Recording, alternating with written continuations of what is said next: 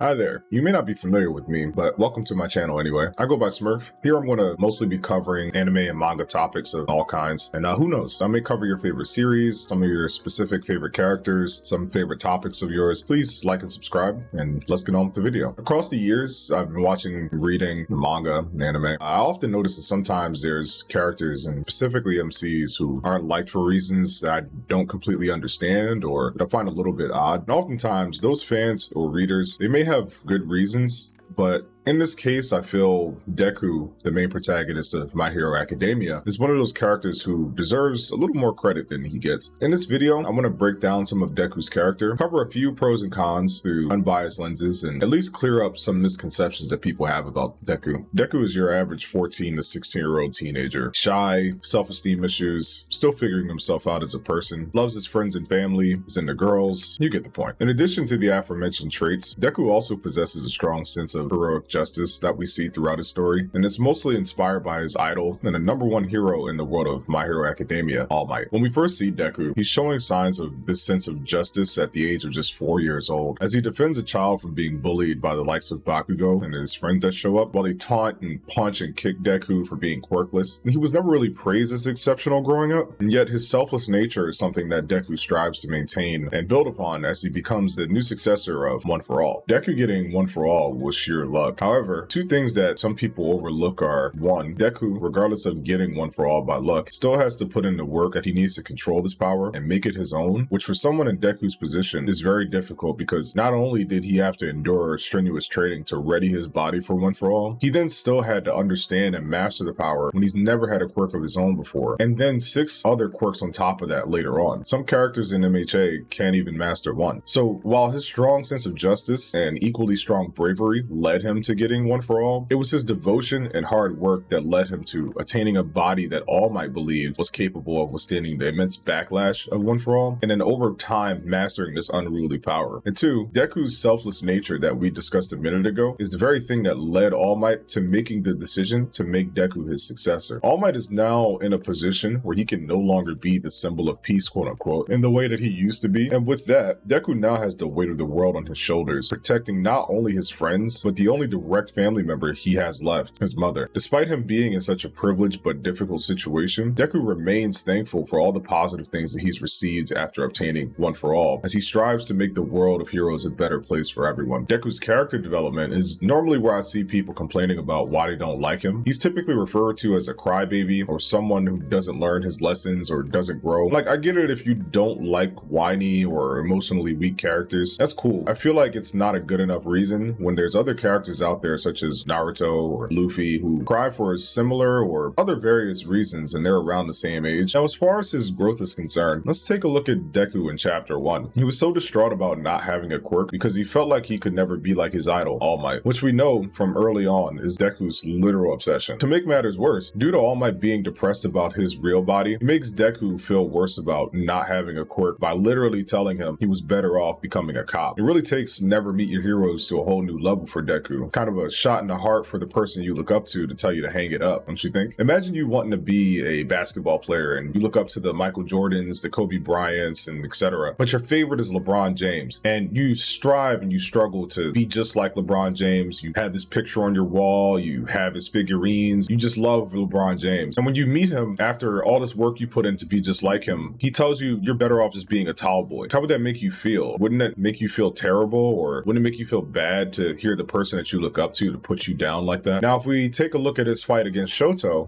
is so strong and skilled that he's compared to pro heroes by Deku, and Deku starts to second guess himself because of this skill gap, especially due to his arm being destroyed by the way that he fights. Deku gains understanding after this though, and he also gains resolve as he realizes more and more that quirks are just physical abilities, and there's more to fighting than just having a quirk. And before someone says, well, Deku should know this, he's not dumb, why does it take so long for him to learn this? It's much harder for a child to develop develop such a mental resolve after dealing with nothing but belittlement and mistreatment in his time growing up. And regardless of how that child, Deku in this case, turns out, it's still up to him or her to do the work to become a different person. Maybe you don't relate, but this is a big step forward for someone like Deku. Another key example of the immense stress he has to face is in the overhaul arc. We can call back to how distraught Deku was about Mirio being a better candidate than he was for One For All. Deku was stressed to the point where he even offers his power to Mirio after his quirk got erased and after Night Eye passed away because he felt unworthy to have such power. He then overcomes this hurdle thanks to his battle against Gentle Criminal, which again is normal for someone like Deku to have such a setback. The typical reader who doesn't like Deku may think, well, there he goes sulking about his self-worth again. But try it for a second to think about it this way. Imagine you reach a place in your life that you've longed for your entire life, and you put literal blood, sweat, and tears into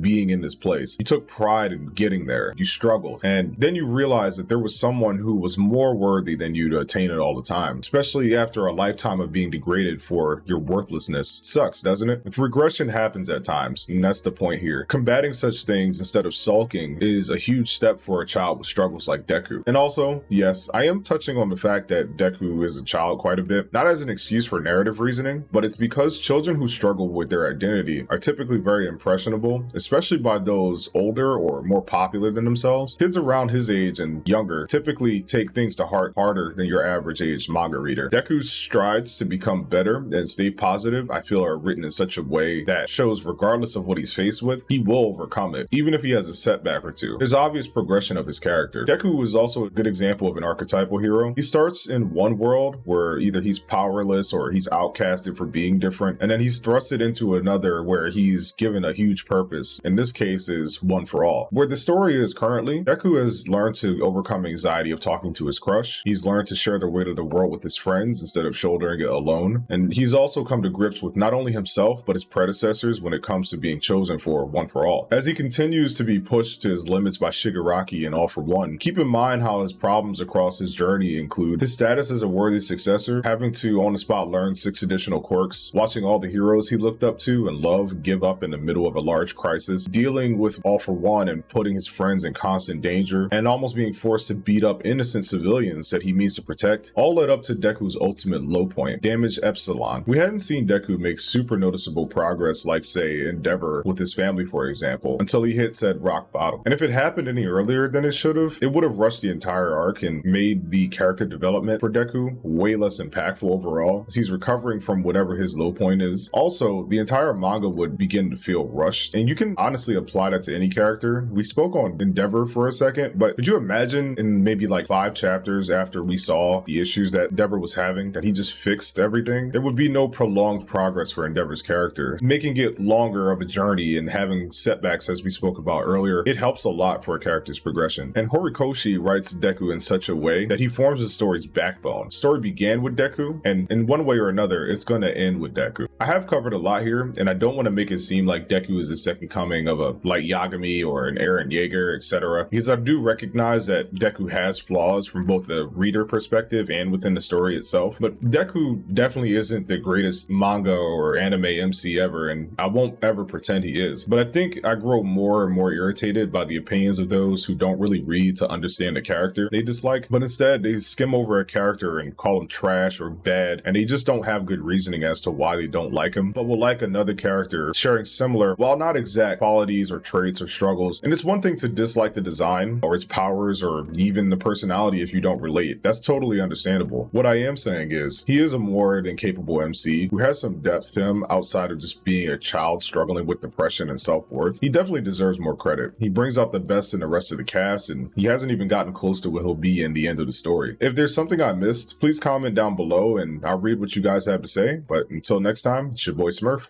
signing out.